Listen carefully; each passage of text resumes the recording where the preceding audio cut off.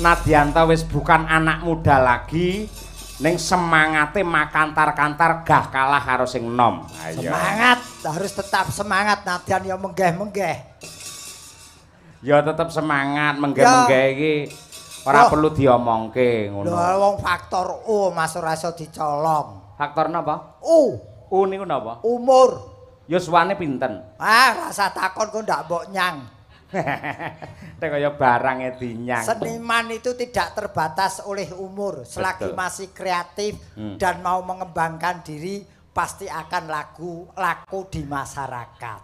Bener. Terus sampean iki saingane ketat lho Mas Gareng.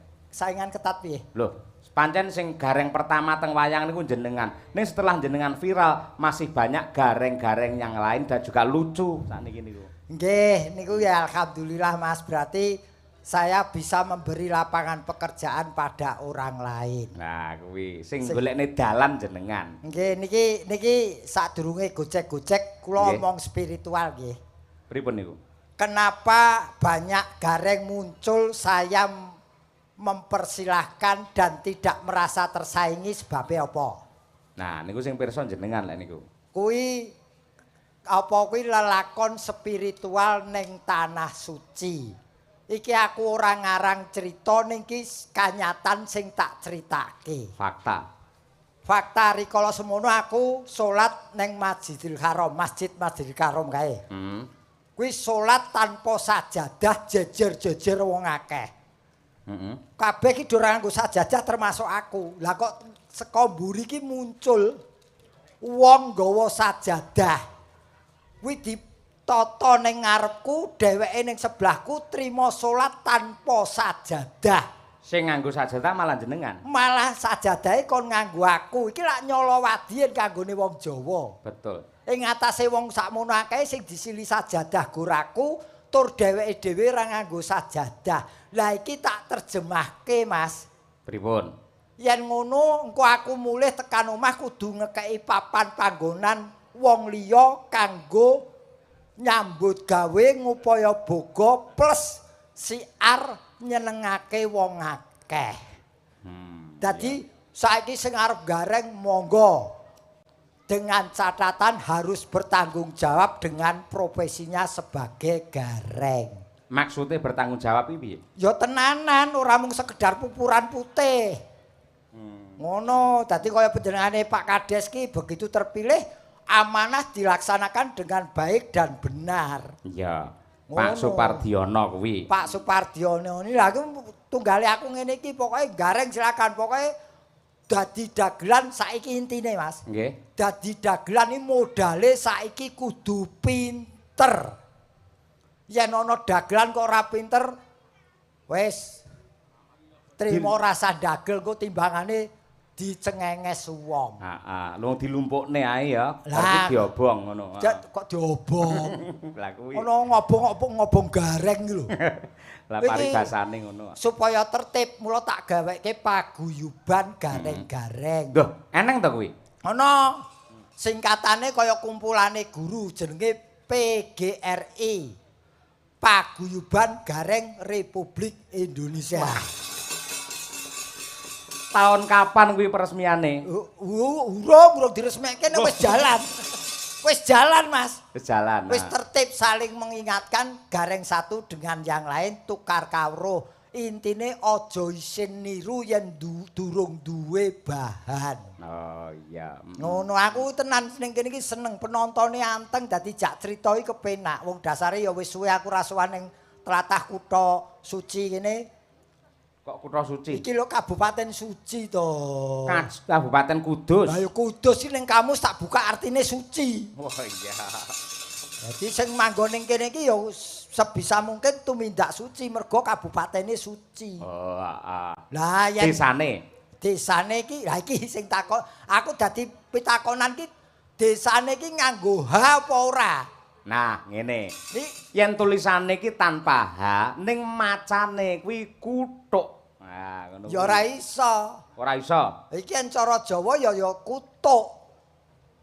Iki yen cara Jawa kutuk yen nganggo H kutuk mergo kutuk karo kutuk ki beda tegese. Yen kutuk kuwi anak pitik, yen kutuk kuwi ikan gabus kae. Heeh. Mula iki aku takon ki kuthuk apa kutuk? Kuthuk. Nggih. Leres ta Pak Bu? Kuthuk nggih. Lah kuwi. Tulisane ngangge H mboten. Kutuk. Wong kene iki sing duwe wilayah kok eyele piye to karo? Aku ki tukang ngeyel kok. Lah aku ki wong Gulawentan. Ngene, jenengan piyayi ngendi? Aku Semarang. Semarang iki plate napa? Hah. Ha. Kuthuk tanpa H to. Nadyan macane lak kuthuk. Walaupun tanpa H tapi malam ini dilengkapi dengan Semarang garengnya mula ngangge H dadine kuthuk malam hari ini ngono. Ning tulisane tetep kutuk. Kutuk. Ya wis arep kutuk ora masalah sing penting nanggap wayang. Sing luwih baku ngoten to Mas. Betul. Dadi kula pancen sengaja niki wae jane kula teko Gasik ning mampir teng Juragane Haryanto. Oh, nggih Pak Haji Haryanto. Mergo tlatah Pantura macet kula mboten lewat Kabupaten Demek, Pak. Kabupaten Demek, Pantura macet ora lewat Kabupaten Demak ki nado wong ki cedhak kari Demek kok. Sing jenenge wilayah iki aja digonta-ganti ora iso kowe kurang gaul. Aku lewatku kuwi Wiwit Sida, Kabupaten Kutha Wiwit Sida. Wiwit Sida. Ora tau dolan kowe. Lagi krungu iki aku. Wong kecamatan iki ana Tas Kresek. Pos. Ki apa to iki? Gubuk. Purwodadi. Purwodadi. Purwo ki apa? Wiwit. Dadi ki Sida. Purwodadi ki Wiwit Sida. Wah, ora tau sekolah kowe. Berarti sing nggen sapi perah kae jenenge Mbajul Kesupen. Nah. Kuthaku ki Semawis. Kok Semawis? Semarang ki Semawis. Wong iki tenan aku wis kangen ora sowan ning tlatah Kudus. Leres. Alhamdulillah ditimbali Pak Kades. Wah luar biasa Pak Supardiono niki SPD Mas. SPD ki rata-rata panitia ki SPD kabeh perangkate Mas Gareng. Nggih, mula niki kula mboten ngumumin pendak taun gelar wayang ngeten gelar kesenian. Kesenian tradisional ya sok ketoprak, ya ki wayang lah. Mula jenenge we kuthuk. Kuthuk. Ki tulisane nganggo H apa ora? Ya dicocokne karo asline kene ora perkara bener luput ning kesepakatan tanpa H. K kuwi kepala desanya Bapak Supardiono SPD. Betul. Ya ta? Undaan kecamatannya Kudus kabupatennya. Leres, nggih. Tiap tahun mengadakan sedekah bumi. Untuk hiburannya wayang kulit dalangnya Ki Cahyo Kuntadi. Kaya pas lho. Terakhir K. Iki kelihatan rame wong ada garengnya dari Semarang. Elak tenan kaya mesa katut lah awakmu. Wis dianggarke Pak Kades kok. Tenan iki aku sok-sok krungu sedekah dimusrike. Sedekah di apa jenenge? Haramke. Jane sing ngaramke iki mergo urung ngerti tegese sedekah. Nah, iki mumpung ketemu karo Pak Haji Gareng, sedekah niku pripun? Aja diundang haji, engko ndak aku ora iso nakal. Lho malah tembung haji iki nggih membatasi, membingkai supaya jenengan ora nakal. Bener. Aku jane lak tau krungu to haji iki tegese lak tamu. Betul. Tamu rikala ning tanah suci. Leres. Ning aku mone yo risi diundang haji wong aku ki nul putul bab agama ning dikeparengke sowan nang kono. Ning bareng tak telaah haji ki kanggo ngrangkeng awakku supaya ora berbuat sing elek. Leres. Mula ya dipanggil haji ya tak ya wis tak nggo ngati-ati uripku. Iki sida nerjemahke iki. Oh sida piye ora sida? Sing tak terjemahke apa? Mau kutuk wis. Sedekah. Kuwi sebagai rasa syukur kehadirat Allah Subhanahu wa taala karena telah diberi rezeki. Betul. Dengan harapan tahun depan rezekinya semakin melimpah ruah. Kah kuwi saka tembung barokah. Jadi rezeki yang diterima barokah. Dan bermanfaat bagi kehidupan masyarakat di sini. Nah, komplite kuwi sedekah bumi. Bundar bentuknya. Apa kuwi? Wah, ora tau belajar ilmu bumi ngene iki lho. Diterjemahke babakan sedekah bumi kuwi kok malah bundar lho ora. Lah wujude bunder apa ora? Ya bener bundar. Oh, bumi wujude kotak numplak kowe. Iya. Heeh, bundar. Mi. Kok mi? Loh, sedekah bumi. Wong pinter ki ya berhuruf. Oh iya. Digampangne malah ra gelem ya. Wah, dicucukke karo sangune kok. Wah iya. Cocok nek ngono. B mau piye? Bentuknya bundar. Lah ya tak urutke. U. Untuk hidup makhluk hidup ciptaan Allah Subhanahu wa taala. M. Mengandung berbagai zat-zat yang berguna bagi manusia. Upamane zat apa? Lho ya ana zat ki macem-macem Mas. Ana zat apa sing berupa emas, minyak, terus wis macem-macem lah aku pelajar aku ora tau kimia kok mbok takoni zat. IPS kok takoni zat. Heeh, terus. I. Ini harus kita jaga dan rawat. Kalau tidak akan bahaya bagi umat manusia. Betul. Dikumpliti pisan sing mengamini sedekah bumi wayangan adalah Bapak Kades Supardiono. Supardiono.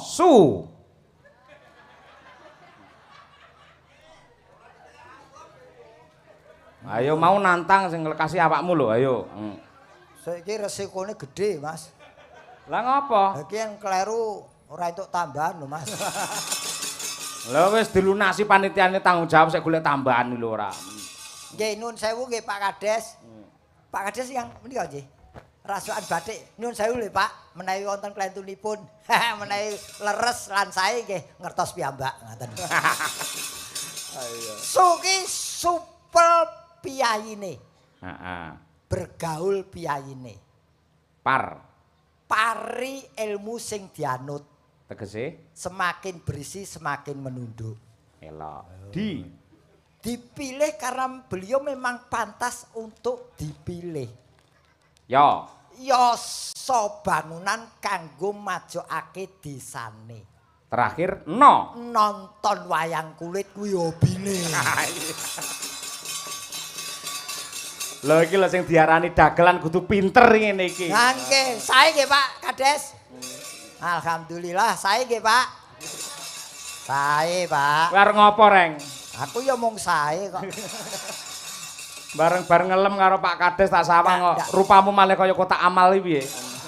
Yo kowe kebangetan masamu pesegi. Ning tenan iki beliau nadyan aku lagi sowan sepisan. Nggih. Melihat figur beliau saya sudah bisa tahu bahwa beliau itu bagaimana saya sudah karakternya tahu. Sudah tahu. Oh makanya dia dipilih sebagai Kades karena beliau sudah masuk kategori Kades. Apakah terjemahan dari Kades?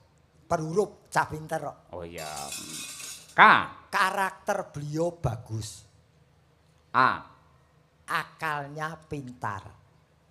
D. Dedikasinya tinggi. E utawa E. Ekonominya mapan. Terakhir S. Spiritualnya tebal. Wah. Wis ping pindho mosok ora entuk apa-apa reng kowe.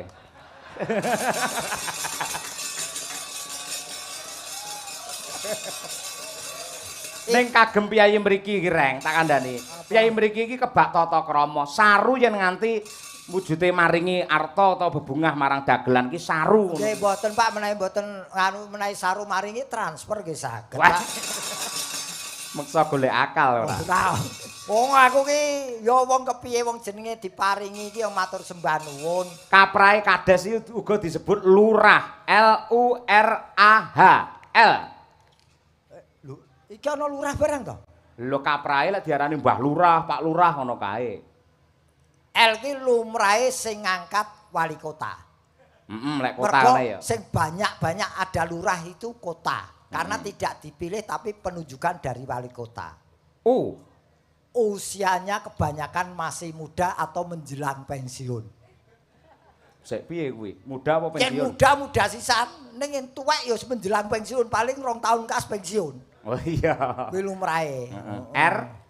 R. R. Iki sing golek R iki lho sing angel mergo ora ana lurah iki lho marai. Arep tak apik-apik ya engko ora ana sing nyawer. Aja ngono sing ikhlas kok. Ya rumeksa wilayahe kuwi tugas utamane. Heeh. Iki administrasi sudah mencapai puncaknya karena biasanya memegang lurah itu justru orang yang sudah berpengalaman. Terakhir Hiruk pikuk kota yang harus dihadapi. Mergo akeh lurah ki ning kutha. Ning saya iki jujur Mas. Pripun? Saya lebih seneng kalau kades dengan cara dipilih masyarakat daripada lurah yang ditunjuk oleh pejabat. Sebabe Mergo yen lurah kuwi tanggung jawabe ya karo pejabat sing nunjuk. Ning yen kades tanggung jawabe karo masyarakat iki. Yen ana eleke sing negor masyarakat, yen lurah sing lantik kuwi pejabat, masyarakat arep nesu luweh sing penting sing ngangkat aku guya-guyu. Oh iya. Bedane kan kono kuwi. Lho iki aku oponone lho Mas. Bener. Mula aku wilayah nggonku arep tak usulke kades mon Pak, ampun lurah. Mila nalika sore mau lak Pak Lurah utawa Pak Kades wis ngendika to. Nggih. Perkara arep wayangan utawa ketoprak utawa liya-liyane saben sedekah bumi itu panjenengane mung ngamini apa kang dadi kersane warga masyarakat kabeh. Lah tegese pancen ya menjadi wadah keluh kesah oleh warga masyarakat wonten ing kuthuk mriki amanah dijalankan untuk membawa kuthuk semakin barokah. Lah kuwi. Dadi ini beliau ngamini iki tegese nurut marang masyarakate. Tahun iki ngersake wayangan mula digelar wayang. Leres. Upama tahun buri ketoprak ya digelar ketoprak wayang kula saged, Pak. Sik to piye to ketoprak wayang saged iki? Aku ndagel ning ketoprak ya kulino. Iya. Mboten kudu wayangan, Pak. Upama wayangan dalange mboten kudu niki. Diapurmu kowe iki rene sing ngejak aku nek malah aku jelokne piye? Ayo gur ngejak tok ya sombong sing bayar lho Pak Kades lho. Kowe tak kandhani sampeyan iki kurang bebles le mirsani ketoprak. Piye to? Ketoprak men iso ketoprak karo wayang digabung Mas Gareng. Siswa budaya Tulungagung kae ana lakon Dalang Sapa Nyono. Di dalam ketoprak masih ada wayangnya. Kuwi jenenge ketoprak gedhok. Heeh. Campuran antara wayang lan ketoprak. Ngono kuwi. Ngono. Ning ki aku seneng tenan ketok rukun, ketok nyawiji. Inilah beliau. Pak Kades betul-betul orang yang seneng kumpul karo wong akeh. Iya. Ana tembung-tembung sing apik, Mas. Cari orang kaya, golek wong sugih akeh. Golek wong pangkat akeh. Golek wong pinter akeh. Sing langka kuwi golek wong sing iso kumpul karo wong akeh. Iya iya. Mudeng ra kowe? Mudeng. Nah. Mergo watake warga masyarakat ki beda-beda. Nggih. Menungso tipake padha lonjong, sok-sok atine ora golong. Pak Lurah utawa Pak Kades mempunyai kewajiban ngerangkani piyai sing watake beda-beda. Mula ki dikumpulke kabeh. Ngono ki. Pancen wong kumpul ki marake kepenak ning awak kok. Sik, iki omonganmu iki kumpul apa maksude? Wah, iki ngeres kayaknya. Kumpul ngene iki lho. Oh, bersama-sama berkumpul ngono. Heeh, wong kumpul kok tekan dindi. Aku ora kumpul wae dadi kok. Cara ngendi? Tak golekne kanca Mas Gareng. Sinten, Mas? Yo, Mbak Umi Hafifah sing wis dinteni karo panitia. Oke, Yo, dihormati nganggo tukung-tukung. Ya. Monggo to, Madangkara, Karanganyar, Surakarta. Dados. Yo.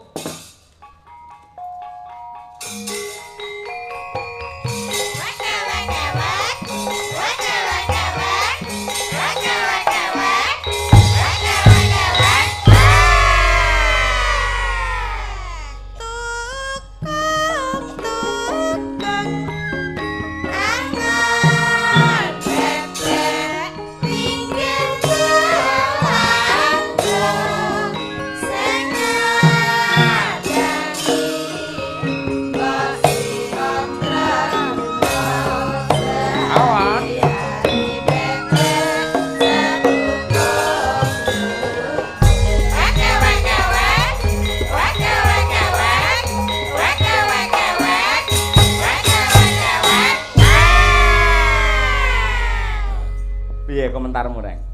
Sing tak takoni. Kowe lagune iki apa? Tukung-tukung. Tukung ki apa? Bebek. Pitik. Pitik. Ngarang. Tukung ki ya sing ngangon bebek. Oh nggih.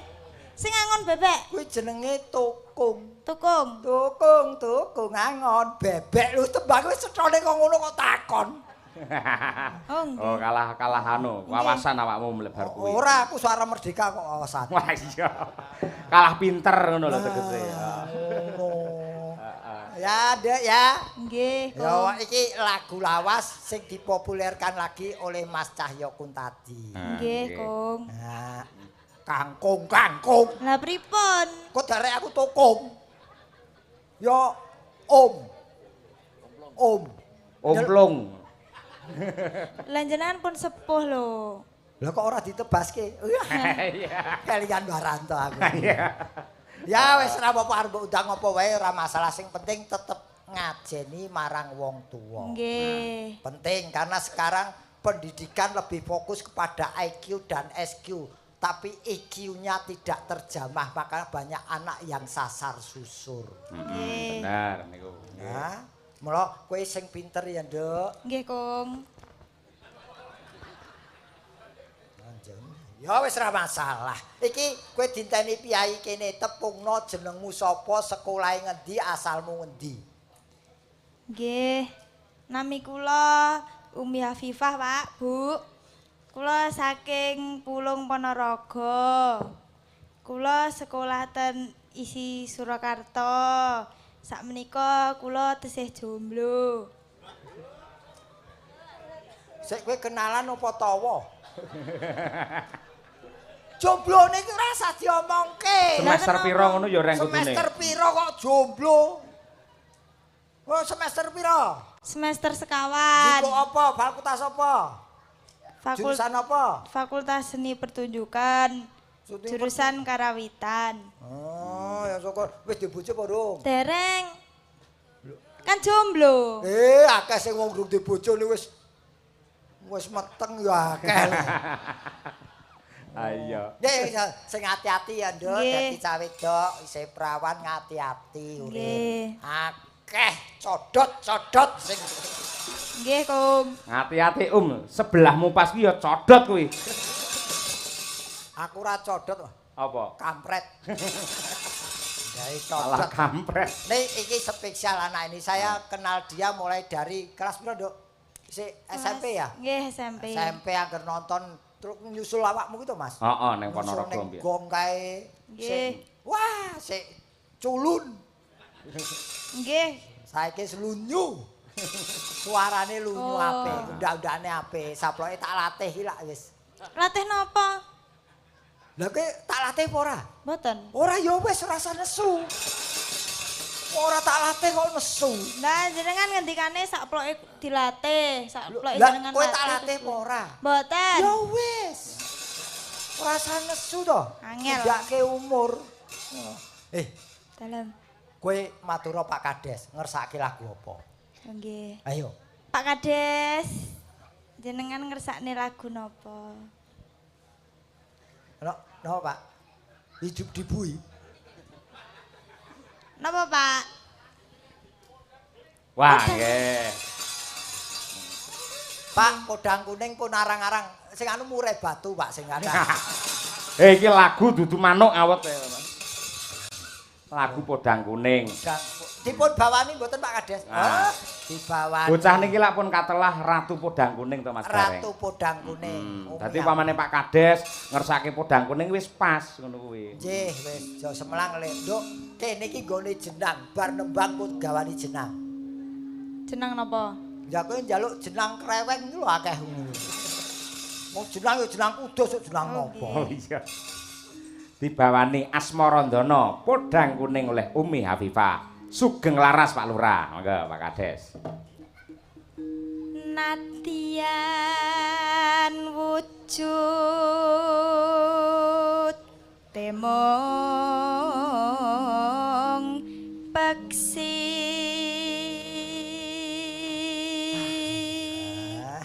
Aku seneng seragame iki idene sapa iki ngene iki? Kula. Iki apa motif apa iki? Lurik. Lurik iki tegese apa? Duka. Lho kok ula-ula ora ngerti tegese. Lurusa anggon lumaku aja sok seneng lirak-lirik. Kuwi lurik. Lurik. Kowe malah menteleng ora. Lurik ngopo ki warnane kok iso putih karo ireng Mas Gareng? Apa? Kok putih karo ireng lurike? Putih ki puruna puruna apa ki jenenge? Usaha aja sok seneng merintih. Oh iya. Ireng kuwi iri dengki ora kepar. Oh iya. Iki wae gedhe. Ayo. Nek ijo napa ijo? Ijo ki donga awake dhewe kudu donga barang ijo iso jodoh nyambut gawe karo wong kene. Mergo yen jodoh sesuk taun ngarep ditimbali meneh. Amin, wayangan. Amin. Tahun ngarep wayangan klasik tanpa dagelan. Nggih.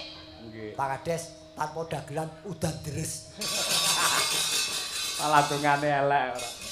Aku ora dijak. Yo. Agawita lineng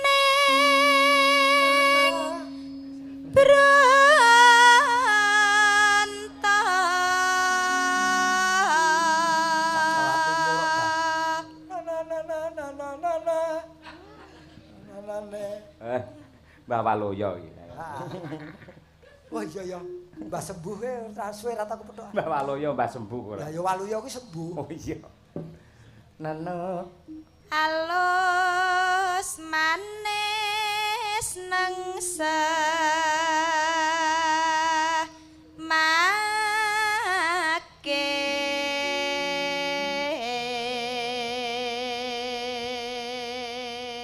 Sik Mas Gareng, gandeng sing mirsani iki ora mung piyai sepuh tok, akeh bocah nom malah bocah cilik akeh. Men ngerti maknane tembang iki, Umi sing nembangke basa Jawa, basa tembang jenengan bahasa Indonesia. Oke. Kok gak dari tadi lu bicara? Aduh, langsung Indonesia omongane lolo gue ora. Gua kan tunggu perintah lu. Wasewinggan kong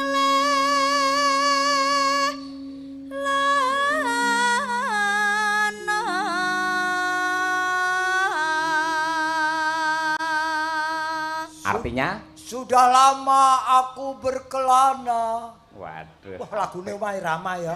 Oh, kelana. Dalam aku berkelana. golek isi podang jenah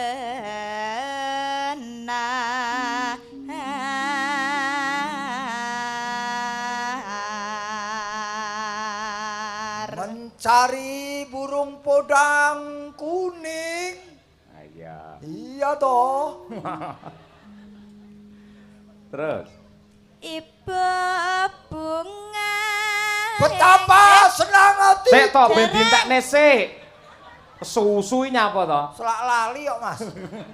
Ben sak larik sik nganti titik lagi diartikan ngono. Terus no. ibu bunga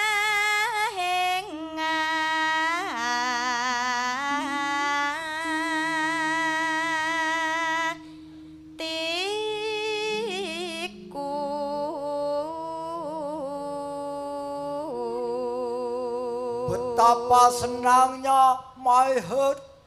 My head iki apa? Hatiku. Waduh, campur terjemahan bahasa Inggris barang iki. Cah pinter kok. Oh iya. nyanding bisa dadi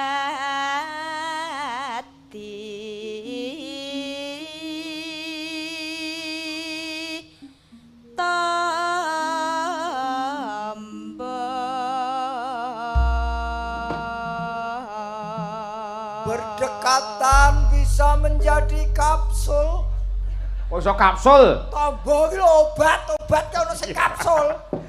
Saya ngene, iki malah tembang kegampangan. Aku sing basa Jawa, sampean Indonesia. Oke. Ayo. Sugeng dalu bapak-bapak, ibu-ibu. Selamat malam bapak-bapak, ibu-ibu.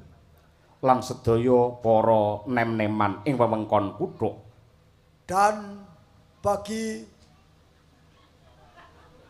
pemuda-pemudi di wilayah Anak Ayam. Kok anak ayam? Kuthuk. Oh iya, Kuthuk. Heeh. Dalu menika kejawi mirsani pagelaran wayang kulit. Malam hari ini kejaba kecuali melihat wayang kulit. Monggo sesarengan sami ndedonga dumateng purbane Hyang Agung, mugi-mugi warga masyarakat Kuthuk mriki tansah pinaringan hayu lan rahayu gemari pahloh jinawi kerta tata lan raharja. Allahumma amin. Wawane ra apa kowe iki mlethek nerjemake. Kagem para pamirsa sedaya, buat para pelihat apa kuwi? Pemirsa, penonton semua. dalu menika ugi wonten door presipun. Malam hari ini juga ada pintu kecepit. Apa kuwi? Door press. Oh iya. Door ki pintu, press ki kecepit, dadi kecepit pintu. Dene hadiahipun Yaitu ingkang sepisan yang sepeda motor. Yang pertama-tama pit motor. Angka kalih nenggih televisi. Nomor 2 adalah tontonan kecil. Apa kuwi? Televisi, tontonan kecil, tontonan gede, bioskop. Hadiah ingkang angka 3 nenggih nggih, hadiah napa? wujudipun truk. Hadiah nomor 3 berwujud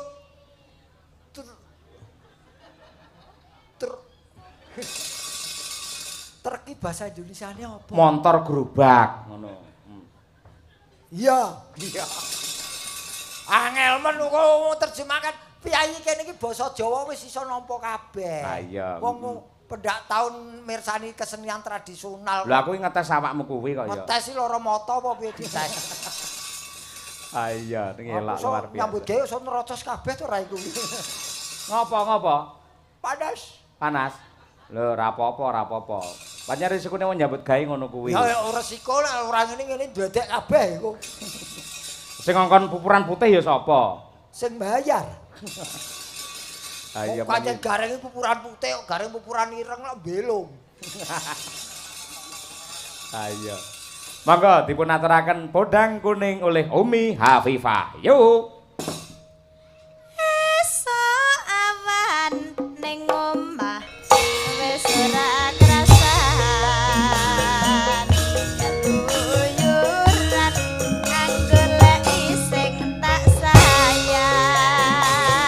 Mubeng mider anggonku goleki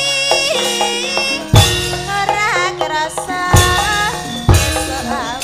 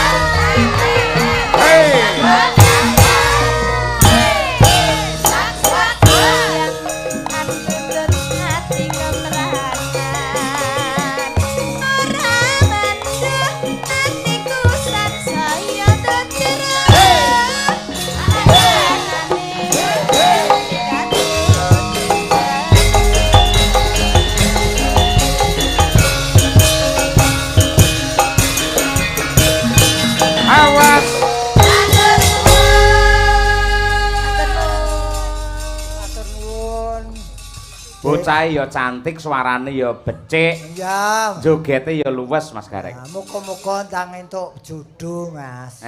Ndang entuk jodoh. Malah tak penging aja sik. Hah? Lagi semester 4 men fokus anggene kuliah, anggene sekolah. Ya mbok menawa kanthi di bojo terus spirite semakin tinggi untuk sekolah. Oh, spirit ya. Ya ana positifnya ana negatif, tinggal memilih yang mana. Betul, pokoknya ngerti karo batas-batasnya. Batas-batas ngalengka diraja karo manggil kawan iki. Mbak Nimas Ayu Winong Nawangsih. Ayo. Arum Bali. Ya. Tak kira arum biya. Arum Bali karo Bia. Ya, Nduk, berdiri coba kaya apa? Berpacu dalam melodi. Yo.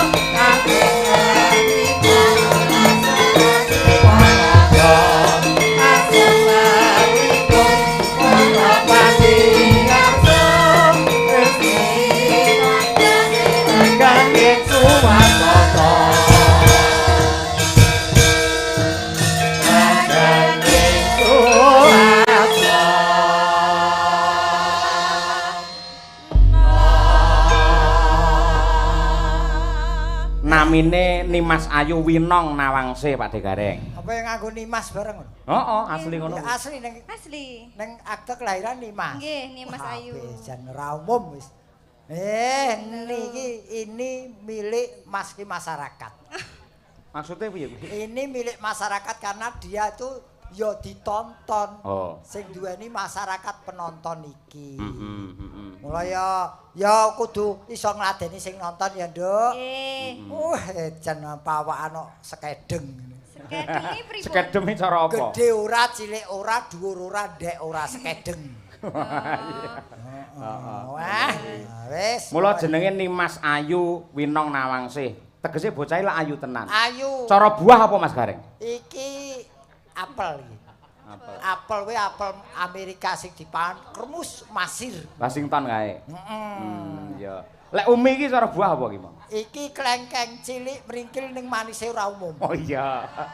Manise ra umum. Iki Birgita mburimu pas. Iki anggur, Mas. Anggur Anggur sing disawang wis nyenengke, urung dipangan ki lho wis nyenengke iki. Anggur. Anggur, iya. Anggure anggur Amerika sing ora ana bijine ki lho. Heeh. Kok cokot? Kluthus ngono ki, maknyes ngono ki. Terus kok dagagi tak lek. Sebabnya kok kesusu nyapa? Lah timbangane mbok jaluk. Oh iya. Oh, kaya ngerti arep njaluk aku. Oh iya no. Lek Bu Kesi cara buah apa? Iki bojone dalange lho, iki bendara lho iki. Iki buah naga. Wah. Iki medeni mergo kepinterane. Mula ibarate naga. Tur saiki yo lagi digoleki wong. Kudu waranggana rai naga itu to. Golek Sadirana. Oh iya. Selanjutnya Mbak Tri Hastuti Retnawati made in saking Ngawi. Niku cara buah napa? Wah, lirikane. Mak sret mripate tengen iki nengen sing kiwa ngiwa. Ayo. Kuwi siwer kuwi. Cara buah apa? Kuwi ndelok semburate kene iki. Heeh. Ora nganggo. Dan aja cekengesan buah kok buah simalakama. Kuwi buah pace. Piye iki? Rasane piye? Loh, pace iki aja nyawang wujude, ning khasiate. Wah. Kuwi sing ditandur ning kebon, ning sing iki sajane ditandur pinggir kali, Mas. Tiba nyemplung keli rono. Ayo. Kuning kae kok telek. Pace. Yang terakhir Mbak Lia Sundari pinggir dhewe. Iki demak akeh iki. yen ora semangka ya molen. Melon to? Kok molen? Melon. Kok molen sing nggo ngecor kae ya. Awut. Ya menadyan kaya molen ning udu kuwi ngabar. Semangka kok kaya molen. Melon maksudku. Lagi si sawange seger to. Heeh. Lho, kuwi. Saiki buke kae sing ngagem kudung kuning kae sing lagi dingkluk ya, buke. Sebelah kudung ireng ya, cara buah apa? Kudung kuning. Ayo, nganti elek kowe dikruyuk wong sak RT lho, kowe. Ayo. Nuwun sewu lho, Bu. Wong kula nggih dikongkon dalange niki. Upami mboten pas nggih, nyuwun pangapunten lho, Bu. Rasa ngomong ae, cara buah apa? Oh ya ora iso, sik aku ngenteni saweran kok. Weh, Napa Pak Haji?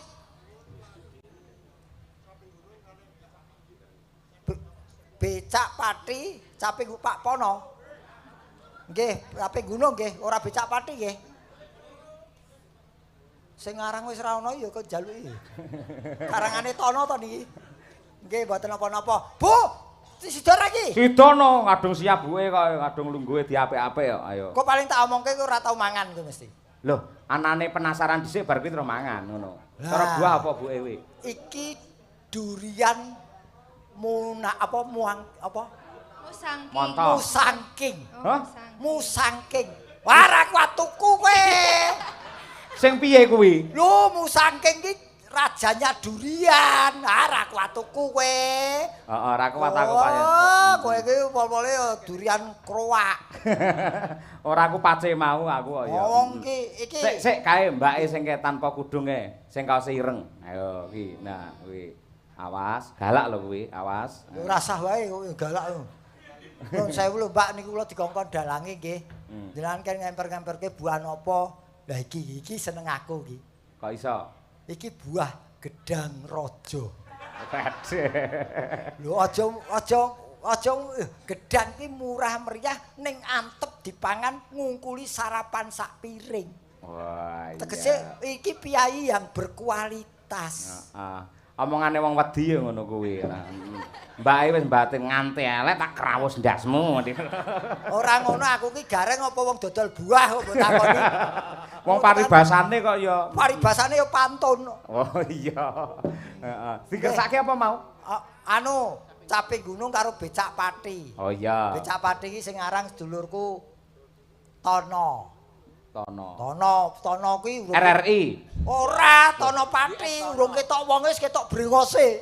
Oh iya. Ning wis kapundhut nggih Pak nggih. Nggih, mugi swarga langgeng. Nggih, ya. Ya kira-kira sing iso winong apa, Nduk sayangku? Kula sing familiar niku wau. Apa? Caping gunung. Nggih. Waduh, nggih. Nah, sing ngersaki sinten iki? Bapak, asmanipun sinten? Pak Supono. Sinten? Supono. Pak Supono. Su ki luwih pono kuwi cetha, luwih cetha. Nggih, pun iki diaturi. Nggih. Sing nembang awakmu nong, sing jenggleng Pak Degareng. Nggih. Ah, pas iki. Ora Pak Pono. Ora Pak Pono wis nyawer ngono ya. Oh, nggih. Pak Pono cara buah apa Mas Gareng?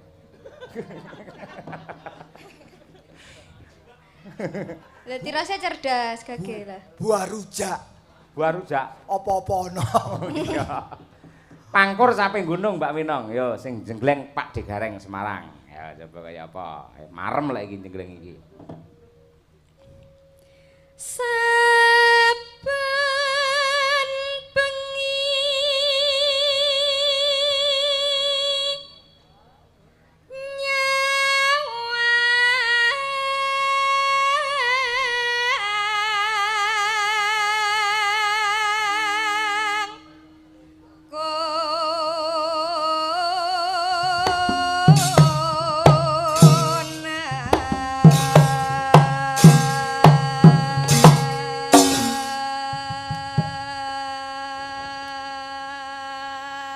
Sing kok sawangi apa?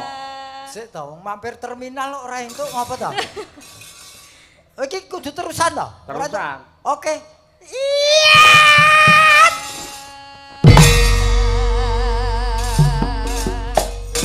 Iya. Cedak ya kena, jarak sinden ya kena, ning eling sampean wis haji. Astagfirullahaladzim. Dosa apa sing tak sandan? Banyol ya banyol, gayeng ya oleh ning haji. Kula heran nih Pak kalih kakung kula niki lho. Piye? Napa mpun sepuh, mpun mambu lemah tapi kok isih.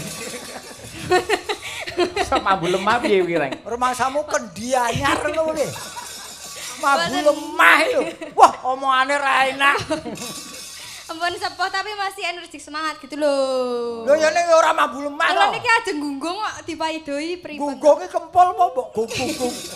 Wong ya wis tuwa ngono aja mambu lemah ya. Nggih. Ya. Nggih. Lah anu iki mambu lemah tenan iki pripun? Iki ambumu nempel aku balik. Oh kok senengane kok tenan aku seneng nyawang kowe iki kok menyegarkan. Bocah ayu. Bocah ayu gampang dihapusi. Ora kuwi pinter ora. Seneng. Dari protesan. Yen memajang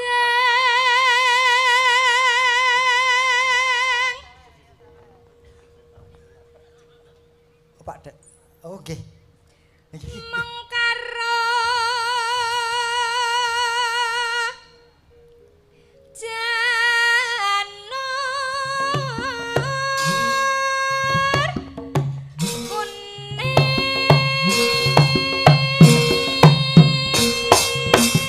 At!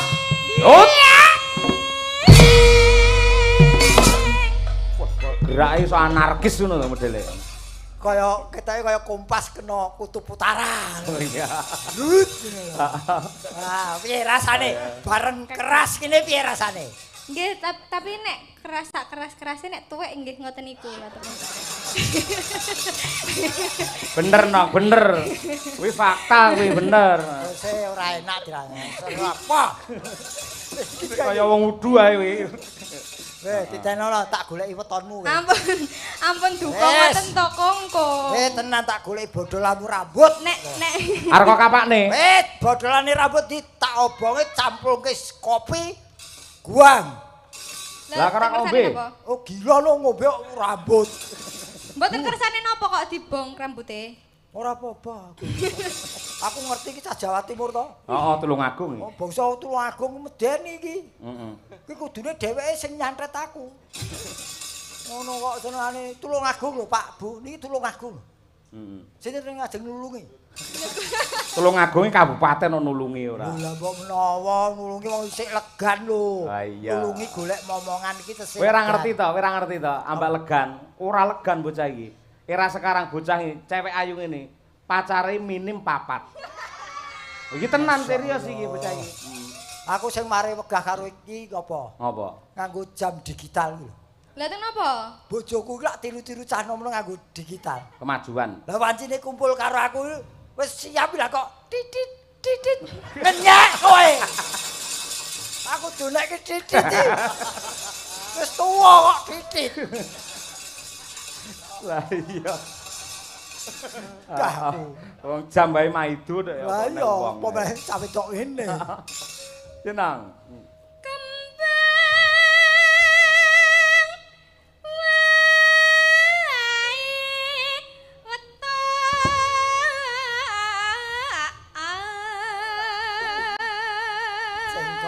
Entek sawah entek omah ya iki. Iya, ngentekne bengkok kuwi ya. Heeh wis. Aja cengengesan iki golek duit lho iki. Ora cengengesan gila kuwi.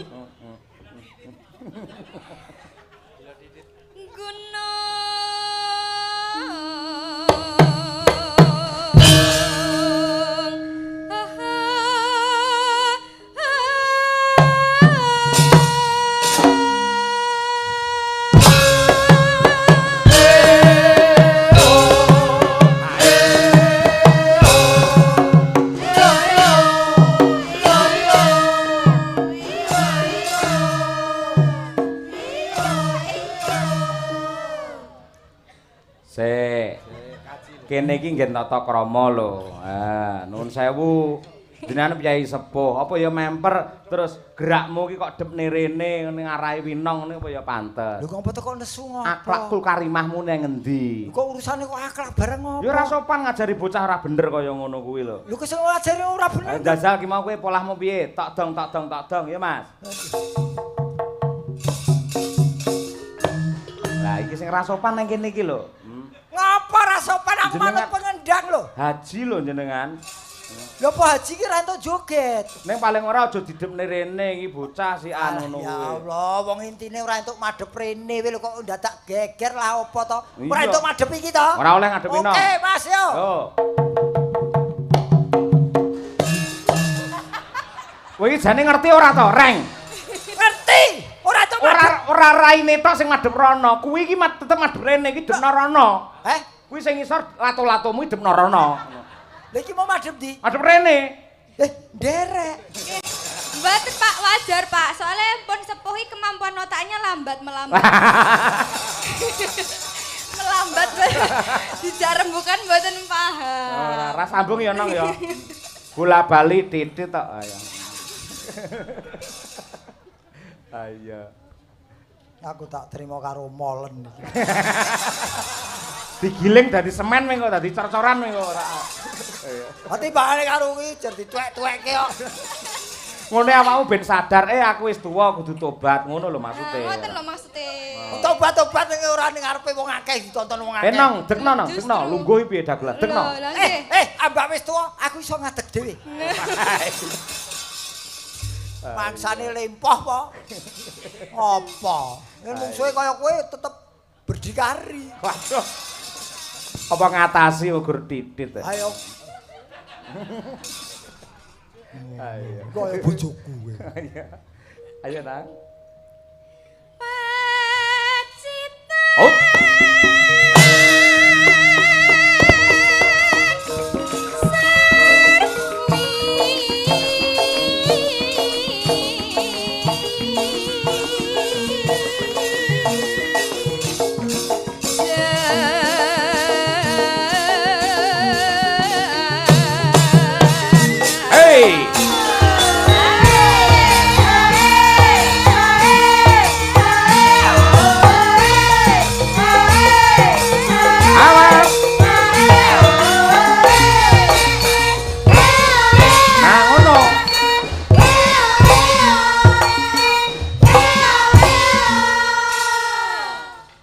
Jenenge sopan. Ya ketoke madhep rono ning tak enggokke rono kok. Sik nekat ora. Rasane tetep madhep rene. Dadi tak enggake. Ketoke bareng karo Winong ketok semangat men to Pak Gandhi. Lho aku ki tenan kok mbuh aku ki. Lho normal to Mas. Wong lanang di ngadepi kok ngene iki ora kesengsem. Iki sawangan to? Heeh. Iki upama panganan ucap jahe. Iya. Ning bareng sampean jejer wong loro disawang kok YouTube, ning kamera, ning layar. Masya Allah, Winong jan kaya Sri Huning. Ngapa? Kaya Sri Huning. Betul. Jejer karo Serigala. Ora enak kowe iki. Iki ibarate aku ora gelem dadi kaya apa bojone Winong megah. Lah ngopo? Lu tak omapake iki apa iki? Mau cap jahe. Lah iki yen dadi bojoku lak kaya cap jahe sosor bebek. Cap jahe dipangan bebek to. Heeh. Tiwas aku rendah, wis mending ora sah karo aku. Ora sah ya, aja meksa, ora sah. Sing meksa kuwi lho sapa? Bocah rong karuan lek gelem meksa-meksa ora. Mungkin sekali-sekali iki aku payu ngono lho, Mas. Sik pengen kaya bebek maksude sampean. Heeh. Ngibarati bebek. Apa sampean iso kaya bebek? Ya iso ta. Kleru sampean. Bebek iki ya bebek 50, kuwi wedok kabeh lanange gur siji. Lah gur mak doli titit ya apa? Wah, bebek 50 lanang siji. Heeh. Wis rasa-rasa. Arep dadi apa kowe? Timbangane hernia. Rasa. Ayo. Aku ora ngerti kok ya prosesi bebek ngono. Oh, tanggaku duwe bebek ora. Gah. Ora gah aku. Golek-golek padha nome wae ya. Nggih. Nggih, lah pun sepuh. Ngeten niku lho. Apa? Berpotensi besar untuk ketedun. Aku wis nganggo aku basane iki basa sing ilmiah kan wong ora mudeng mati cethake iki. Lah pripun to? Tirase hernia to? Hernia lagi ketedun. Ya aja dicethake. Oh, ndak boleh. Aduh. Oh, ndak boleh toh. Kenapa nggak boleh? Jangan, nanti aku pakai sarung. Wah, jan iki ya inilah wong ya cah tulung aku cobloko bocah. Cobloko tur pempengan ngelmune. Wis dibojo apa urung to, Duk? Dereng. Tenan. Nggih. Pacar. Dereng. Bapak Ibu ingkang kagungan putra kakung menawi badhe pun jodohaken menika monggo, mumpung tasih buka. Bukaan apa nih? Atine wis isih terbuka. Bocah iki ayu apik ora usah ditawak-tawakke payu dhewe rek. Sing ngomong sapa? Aku. Sapa ngono aku ki ana siji jamur. Apa kuwi? Ora ditawakke jamur. Lha kuwi lek barang lek wong ayu ngene ora usah tawakke wis mesti jos lantri. Ngene ya aja jual mahal ya, Nduk. Nggih. Wis kepara diobral diukehi diskone. Kok obral mboten to? Masa obral? Loh, obral untuk menyaring siapa yang pantas buat dirimu. Sekolahmu ngendi gen diketahui oleh orang banyak? Kula kuliah teng Universitas 11 Maret Surakarta. Niki sing sering kula bengak-bengokke bahwasanya presiden sekarang itu pendidikannya tinggi-tinggi. Maka dari itu mari kita hormati dan kita sengkuyung niki profesi sinden niki ampun dilecehke. Nah, niki ya membawa bendera estafet keberlanjutan seni budaya Indonesia. Atlet iki. Atlet. Oh, nggih. Terus dadi sindene cucuk lho timane derep ya Mas Gareng. Heeh. Ya kowe bakoh tenan bocah iki. Oh iya, ya nang. Oh, dur. Pokoke tetani iki wong sing ora gelem maju ya petani. Piye to? Kene iki ngen pertaniane maju lho kuthuk kene iki. Ana profesi-profesi sing ora gelem maju lho. Apa? Siji petani, loro mancing, iku ora gelem maju. Kok iso? Petani kan maju lak ngidak tanduran. Wong tandur kae ya. Heeh. Mancing barang kan maju ya kecemplung. Iya. Kalau ora ana sing profesi iso maju ya kuwi. Heeh, karo tarik tambang barang kae. Heeh. Maju malah kalah to kae. Lah aku senengku karo kowe nyambung ngene iki lho. Alah prek ora. Ayo nang.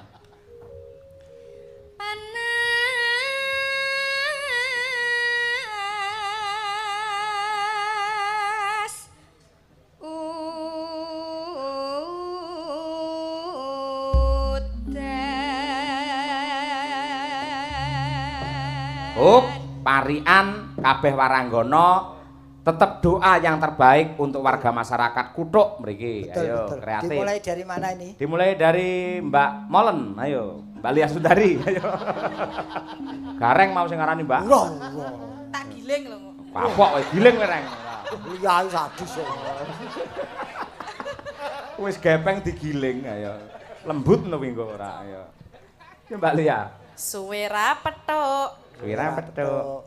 Lali omahe. Ayo mae. Mugi warga Kuthuk kathah rejekine. Amin.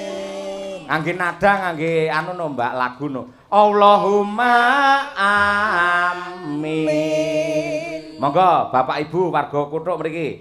Allahumma amin ngangge lagu Jiro Lu. Allahumma amin. Nggih, mangke ngoten melih jos Mbak Lia. Selanjutnya monggo Mbak Dewi Persik, ayo. Mbak Dewi Bekise, ayo. Ora ah. Sudah. Ananano. Aku dituthuk. Syukur. Dituthuk. Bengok-bengok. Aduh, penake. Alah. Warga ning ndi lara penak deh.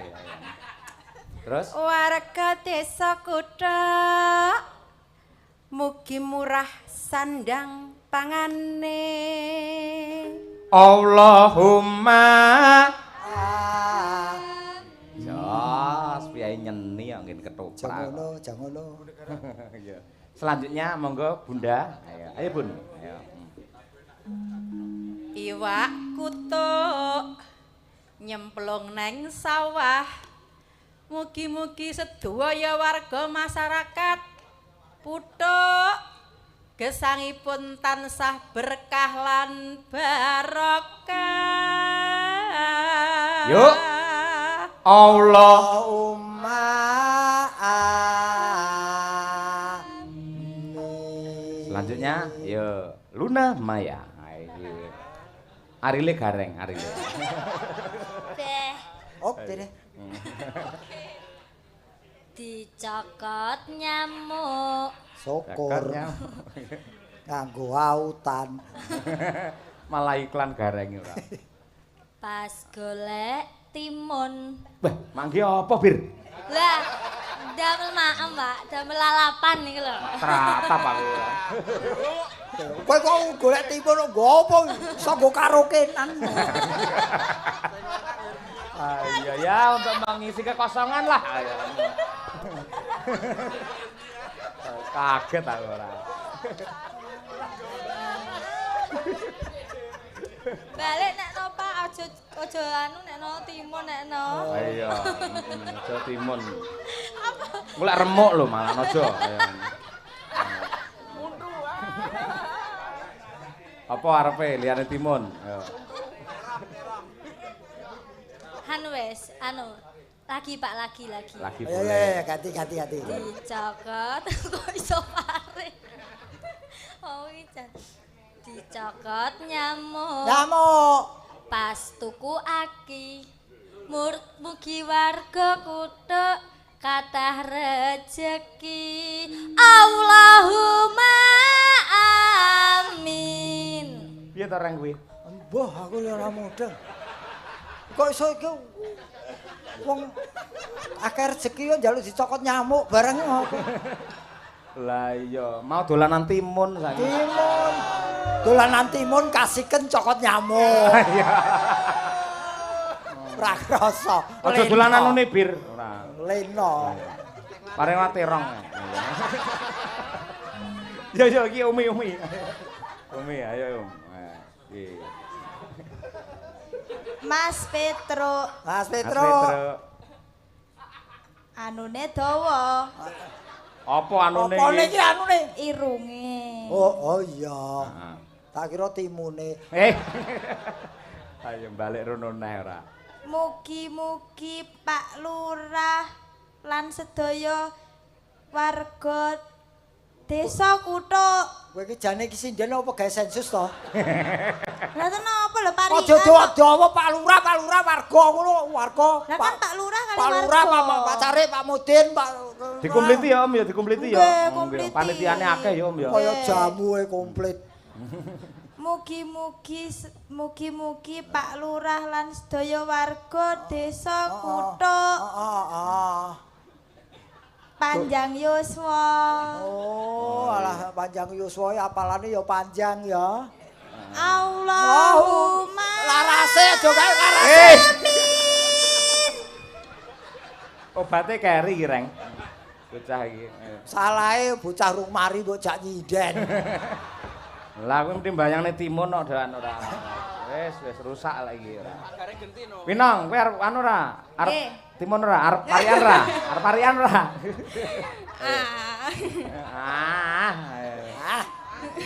Kan jangan gitu dong, kan udah pernah.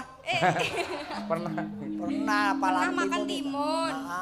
Ayo kowe golek liyane. Ya, Bengkoan kowe marem. ngukur bathuk. Apa? Bathuk sing ndi? Tegese bathukmu bathuke gareng lho maksude. Kowe sing cetha ya, Mbak.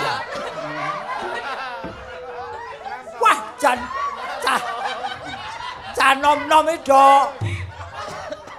Jogodo imanku. Bathuk sing niki lho. Guru-guru dicokot nyamuk wae lho. Garenge nang ndi bathuk ya iki Reng, ora. Nggih to, kan Oh, dicokot iman-iman nyamuk piye? niku wae lho, dikukur kan gatel. Pikirane reget ya nang garenge. Nggih. Hop, stop. Interupsi. Bucare nesu. Stop. Tak rungok-rungokke ket mau bojoku kok karo sinden kok rumah saku njorak-njarak kae. Bener kuwi. Njaluk ning omah sesuk ora tak paringi tak keprok parut to piye? Bener Aku iki gur manut karo infrastruktur lho. Bener kuwi pancen bojomu ki wah nyolowati. Kowe aja ngewangi tak kepruk timun mengko. Ya kono nduk sing parian sing apik nduk, sing alus-alus sing Wis apik mau bathok mau lho apik. Lah bathuk pranggih sae to, Bu. Iya. Bathik Kudu kudune nembang dicethake. Bathuk iki nyekelmu kene. Kowe ora nyekel kene, iki kanca-kanca mikire tekan ndi. Ayo. Cekelen nang. Ayo. Ayo. Apa ta? Jenengane. Wis gek ndang cekel to. Lah niki to. Ha iya. Nggih. Nyekel. Ngukur bathuk. Aduh, bathuk kok diukur. Malah kejengkang. Ayo. Ah, ya niki ora bathuk kene. Kanggo kejengkang. Apa enek guru perkara ngukur bathuk ini kejengkang iki lho. Ah, wis, konangan kowe. Kowe kok hayati yo marai ya. Lah kan Lek mengukur lho piye nganti kejengkang iki lho. boten kan Wis saking ngematke terus Kene reng kene. ya iya terus munggah. Wah, medeni tok. lah saking gatele niku mau lho. Lah yo. Gatel. Ayo. Nyrodok-nyrodok kok pancen. Kuwi lho idepe. Lek sasae reng ngangge pasangan lek kuwalik medun lan nyrodok kok. Bathuk iki ora cedhak ide, bathuk iki cedhak alis. Alise sing nyrodok alise. Alis kok nyogrok-nyogrok. Alambo. Nang arep kok ganti nang. Dibacut nih mboten iki. Ganti nang ganti. Kok Kok aja bathuk to liyane bathuk. Ndak napa? Saiki sore bathuk ora ana to? Ya alis pemotong. Tuku kerupuk. Nah, Ngoten mawon. karo bathuk. Karo nggih karo nyangking jenang. Jenang kudus bener. Nah, Blonjo bocah iki. muga-muga warga kuthuk Ah, mboten gadah utang. amin. Allahumma Amin. iki perkara bathuk entekne wektu iki malah. Wis gareng kok marai ora. Pancen sindenmu iki telat ngombe obat. Lah iya. Nang. Panas udan aling-aling. Tak kira panas bathuke. Panas keseren ning ngukur kok. Bathuke mau lho. Panas udan ayo. Pak apa ngoten to Pak kula mboten fokus. Aku tak ngapa-ngapa lho masamu piye to ora. Iya. Cahyu omongane wale. Sing halus to. Panas udan aling-aling. Caping.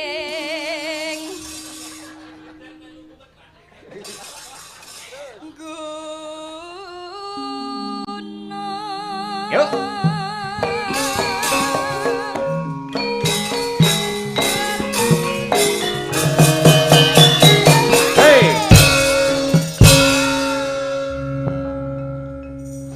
Nang, iki nang. Engko apa jenenge iki bisa dijaranke ora?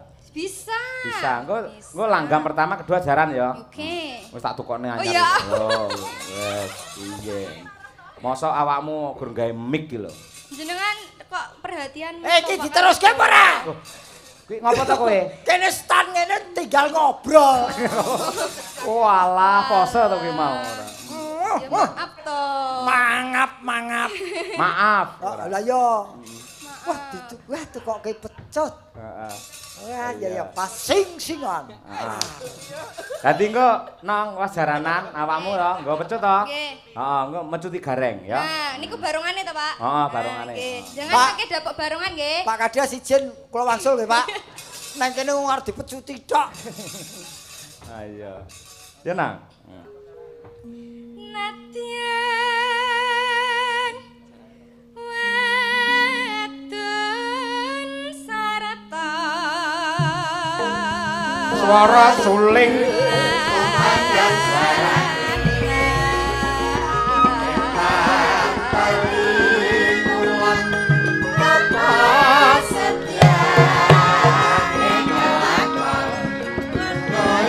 masuk langgam saping gunung. Oh.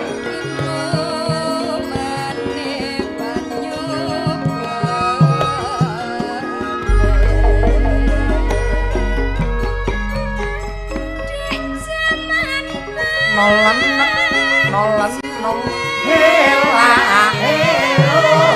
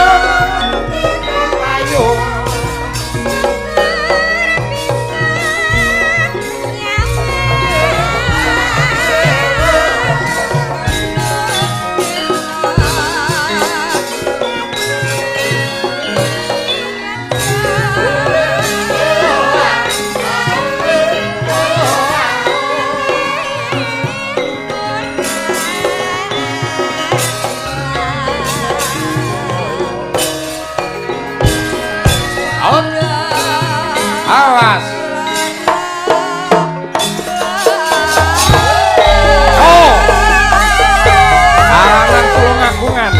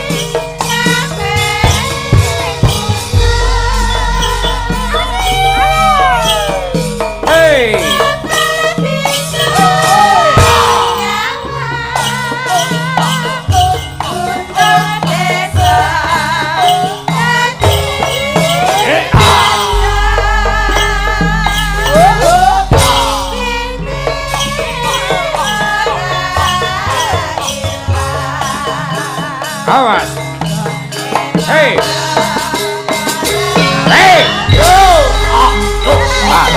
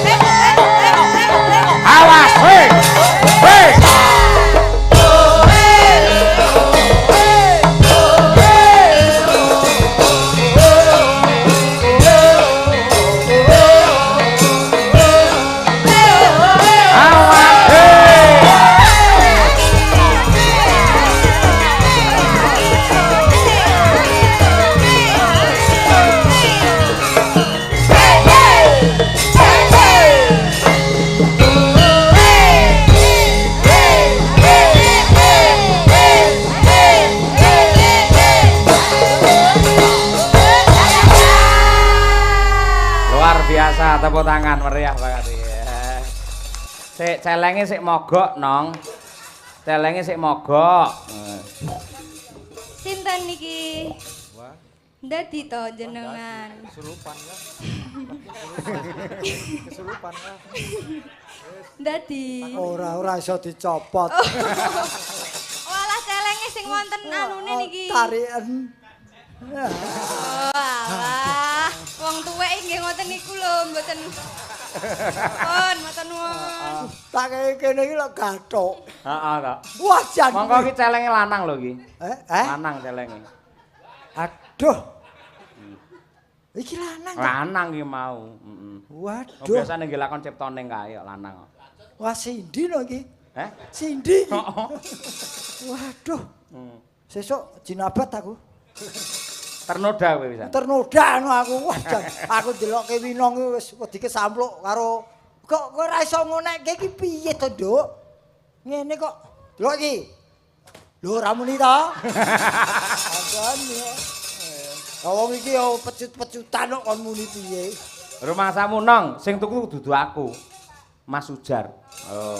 Lek gemati karo sampean direwangi tuku. Oh. Sebagai kakak dan adik maksudnya ngono kuwi. Kalian Mas Sujari Jarno wae. Ngopo? Mas Sujari Jarno. Kok Jarno? Jenenge sapa to? Sujar. Lah ora Sujarno to? Ora. Sujar Krisna kok Jarno. Oh, tak kira Sujarno. Iki saiki pecut, sesuk digolekke jalan neblek kowe. Ya Nang ya. Nang. Wes, ora sedo. Nang, agar wong tua tuh mbok sepelekke. Mboten kula ngrembug bathuke Mbak Bir niki lho, gatel. Oh ya kuwi neh lho bocah iki. Pak Gareng. Nun.